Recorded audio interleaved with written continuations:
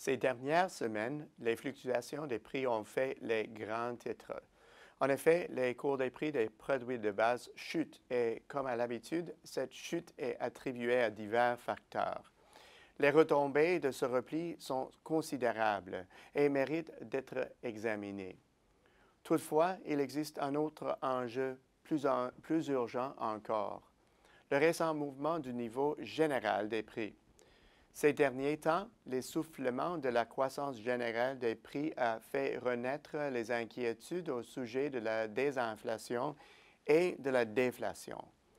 5 années après la crise, nous tourmente-t-il encore? Que se passe-t-il? Avant toute chose, disons que cette inquiétude est justifiée. Les prix à la consommation des deux côtés de l'océan frôlent récemment le niveau zéro. Lorsque cela se produit, les banques centrales augmentent habituellement leur niveau d'alerte, pour la simple et bonne raison que les épisodes précédents de désinflation et déflation ont généralement eu des effets dévastateurs sur l'économie. Par ailleurs, les banques centrales disposent d'un arsenal développé de mesures pour lutter contre la déflation. Il suffit de regarder du côté du Japon. L'inflation est une problématique différente. Elle est la grande obsession des banques centrales qui sont parvenues à formuler une panoplie de mesures très efficaces à ce chapitre au cours des 25 à 30 dernières années. L'absence de stratégie concrète pour pallier la faiblesse des prix rend le contexte actuel encore plus déstabilisant.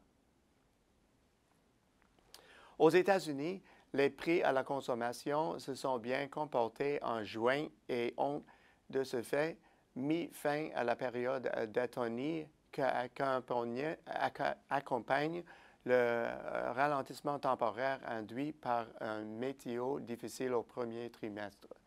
Pourtant, la croissance est depuis 4 mois égale ou inférieure à zéro et la croissance globale en glissement annuel est de nouveau sous les 2 %.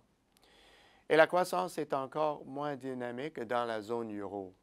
Cette faiblesse est décelable depuis mars dernier et même ce bilan était auparavant positif, il n'avait rien de remarquable.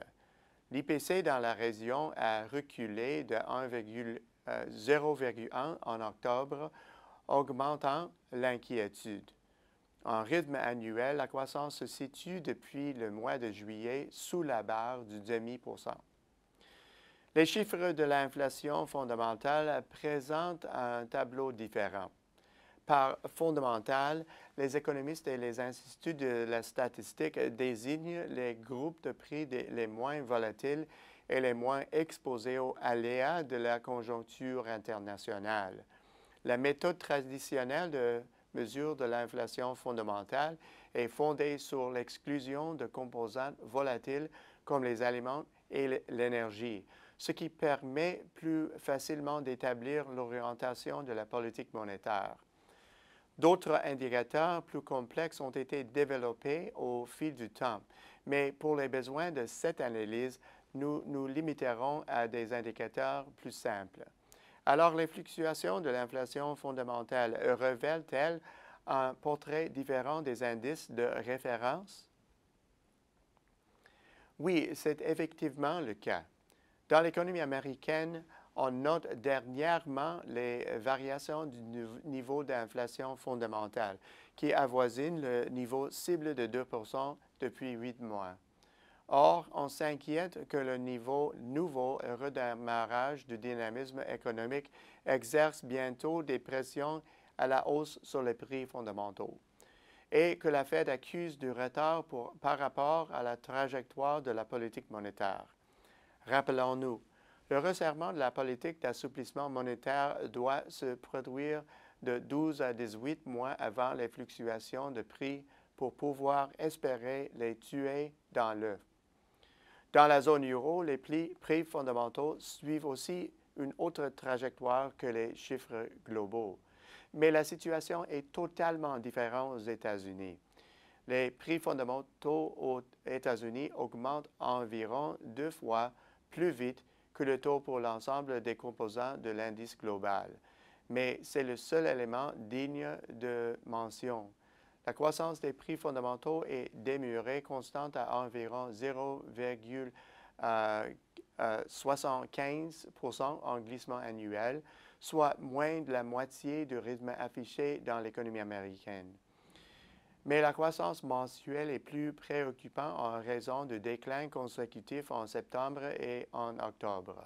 Et les seules indications d'une future amélioration pourraient être le regain des ventes au détail et la stabilisation de la confiance. Pour le moment, la BCE devrait sans doute rester sur un pied d'alerte et prête à intervenir au besoin. Devant l'évolution différente de l'inflation des deux côtés de l'Atlantique, les analystes se demandent si les politiques monétaires suivent des trajectoires divergentes. Il ne fait aucun doute que les colombes demanderont avec insistance de bonnes doses d'assouplissement quantitatif dans l'espoir de juguler la déflation. Jusqu'ici, la BCE s'est refusée à recourir à des interventions majeures et de faire tout ce qui est nécessaire, mais elle se réserve le droit de passer à l'action dès qu'elle le jugera nécessaire. Son hésitation exprime un message positif. La BCE doit percevoir la faiblesse actuelle des prix comme un phénomène temporaire. Le plongeon des cours pétroliers pourrait faciliter les choses. La diminution des prix à la pompe permettra aux consommateurs d'effectuer d'autres dépenses. Or, les prix pourraient bien repartir à la hausse. Au bout du compte, la tourmente agitant la conjoncture des prix a de nouveau mis en lumière la déflation. Les États-Unis doivent composer avec un problème totalement opposé. L'Europe s'approche de la ligne de démarcation, mais la plupart des analystes semblent penser que ce phénomène est temporaire et qu'il y a de bonnes raisons de croire qu'il disparaîtra bientôt. À la semaine prochaine, c'est Peter Hall.